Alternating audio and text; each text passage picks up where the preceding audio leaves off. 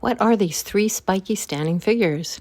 Over 7 feet high, teetering on spindly legs, heads replaced by weird monitors, faceless, genderless, something other than human.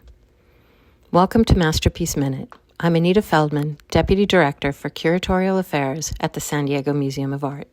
Today we are looking closer at Lynn Chadwick's The Watchers. Created in 1960, The Watchers evoke the growing anxiety of the Cold War and perhaps hold some cause for reflection on the politics of today. As a British conscientious objector, Lynn Chadwick served as a pilot escorting Atlantic convoys during World War II. He found the post-war world of exposed industrial genocide, weaponry, and technology deeply disturbing and questioned the relationship between man and machine. Without formal art training, Chadwick did not use traditional artist's clay or other modeling materials. Instead, he constructed armatures or space frames of steel rods and then applied an industrial material called stollet, which is a compound of gypsum and iron filings that could be left smooth or textured. The work could then be cast in bronze. In 1952, Chadwick was one of 8 sculptors invited to exhibit at the British Pavilion of the Venice Biennale. Others included Robert Adams, Kenneth Armitage, Reg Butler, Geoffrey Clark, Bernard Meadows, and William Turnbull. They were positioned as the next generation of modern sculptors following Henry Moore, whose double-standing figure was presented at the entrance.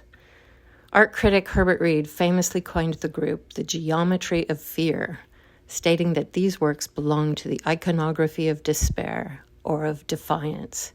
Here are the images of flight, of ragged claws, scuttling across the floors of silent seas, of excoriated flesh and frustrated sex. Those were the words of Herbert Reed. A few years later, in 1956, Chadwick returned to the Venice Biennale and became the youngest recipient to be awarded the International Sculpture Prize, even winning over Alberto Giacometti.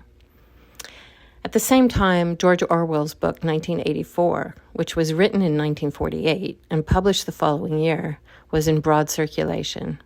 There are many lines from Orwell that refer to the danger of a government in absolute control and speak to the anxious quality apparent in this sculpture, of the feeling of being watched, the disconcerting amalgamation of man and machine, the weight of these towering figures that are at the same time so precariously balanced on spindly legs.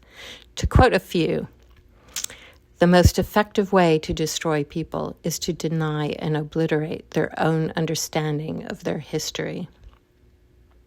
We know that no one ever seizes power with the intention of relinquishing it. Power is not a means, it is an end.